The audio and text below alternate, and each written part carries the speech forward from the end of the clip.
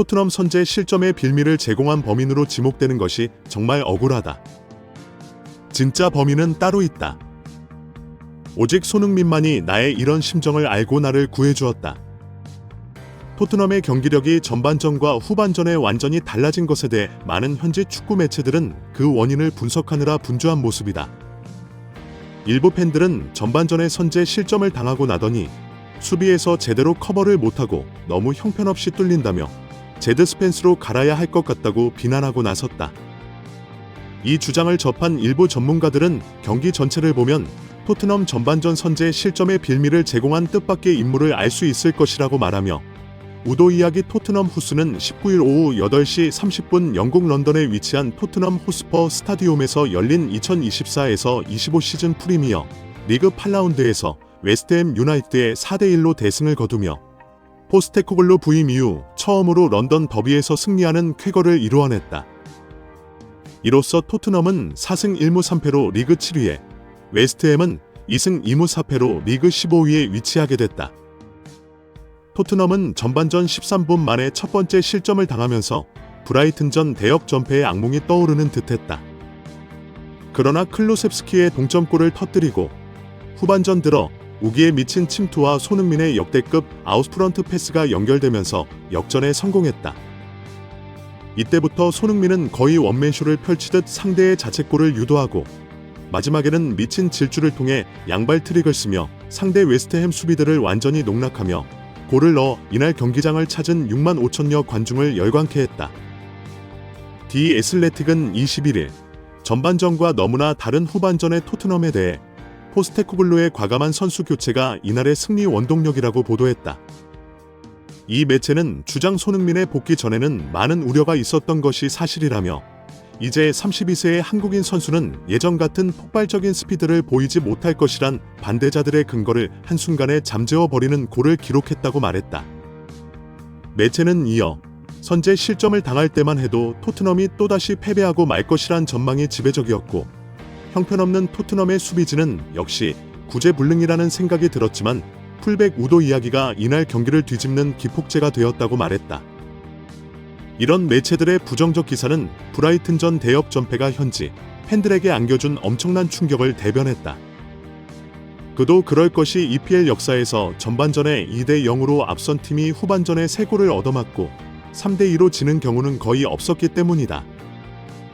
일부 팬들은 손흥민이 없어도 2연승을 했다고 뻐기더니 브라이튼에 완전히 발려버리는 건 뭐냐며 체급 차이가 확실하게 나는 중하위권 팀들을 상대로 이겨놓고 무슨 EPL 우승한 것처럼 뻐기는 포스테코글루의 오만함이 꺾인 것이 속이 다 후련하다고 말했다. 손흥민이 복귀한 웨스트햄전에서 많은 축구 팬들은 손흥민의 멀티골이나 맹활약을 기대하며 경기를 노심초사하며 지켜보았다. 전반 18분경 선제골을 웨스트햄에게 얻어맞는 예상 외의 장면이 나오자 이 광경을 지켜본 많은 축구 팬들은 홈에서 웨스트햄을 상대로 또다시 대패를 하는 게 아니냐며 역정을 내며 도대체 우도 이야기 하느냐고 목소리를 높였다.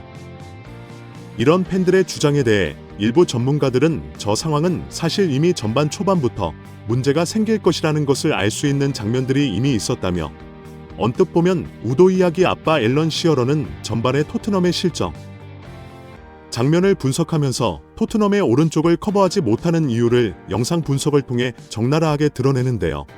이 분석을 접한 일부 전문가들은 D 장면은 선제골이 터지기 앞선 장면이다 라고 말했습니다. BBC 미공개 화면 속에서 토트넘의 중앙을 책임지는 3명의 미드필더 중 왼쪽에 있는 메디슨의 움직임을 주목해야 한다고 했습니다. 이들은 D 장면에서 웨스트햄의 오른쪽 윙 포워드인 보엔에게 패스가 들어가는데 이 빈 공간을 커버해야 할 사람은 메디슨이다 라며 메디슨은 공격만 하겠다고 올라가서 가장 가까운 곳에 있는 공을 잡고 뛸 때 따라가면서 보엔을 몰아야 한다 라고 설명했습니다. 또한 이들은 이 넓은 공간을 비수마 혼자서 감당할 수 없기 때문에 클루셉스키와 메디슨이 비수마가 커버할 공간을 어느 정도 나눠 맡아야 한다 라고 말했습니다. 이들은 덧붙여 그러나 메디슨은 거의 원톱 스트라이커 밑에서 세컨드 스트라이커처럼 행동하는 선수라 거의 수비를 하지 않는다는 단점을 가진다 라고 말했습니다. 그래서 메디슨은 보엔이 공을 잡고 전진하는데 강 건너 불구경하듯이 쳐다보고 있었다 그 결과 우도 이야기가 다시 돌아갔을 때 공간이 빈 것을 보고 반더베이크가 페널티 박스 안에서 센터백 하나가 비어버리면서 완전히 공간을 내주는 도미노 현상이 일어난다 라고 말했습니다. 결국 보엔이 오른쪽을 허물며 뛰어 들어가자 중앙에 공간이 비었고 이 빈 공간을 클루셉스키가 커버했어야 했지만 커버하지 않아 완전히 공간을 내주고 쿠두스에게 완벽한 노마크 슈팅을 허용하게 되었습니다. 이를 비카리오가 선방하며 겨우 실점 위기를 모면했습니다. 앨런 시어러는 토트넘이 선제 실점을 당하기 전에 이미 이런 조짐이 있었고 선제 실점을 당할 때 우도 이야기가 제대로 공간을 커버하지 않아 생긴 일이다 라고 말했습니다.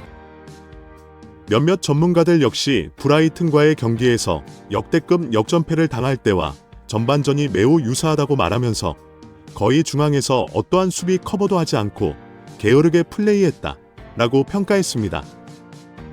그래서 우도 이야기가 빠지고 사르가 들어오면서 왕성한 활동량으로 수비 커버를 하고 공을 끊어내면 최전방으로 단번에 연결하며 손흥민의 네 번째 골을 도왔습니다. 많은 축구 전문가들은 전반전에 1대1이 되었던 당시 우도 이야기가 만들어낸 결과이다 라고 말하면서 이런 경기에서도 메디슨이 우도 이야기 대신 내려가서 수비를 하는 모습도 다 메디슨이 제대로 수비에 가담하지 않아 그 뒷자리를 커버하느라 고생한 것이다 라고 덧붙였습니다.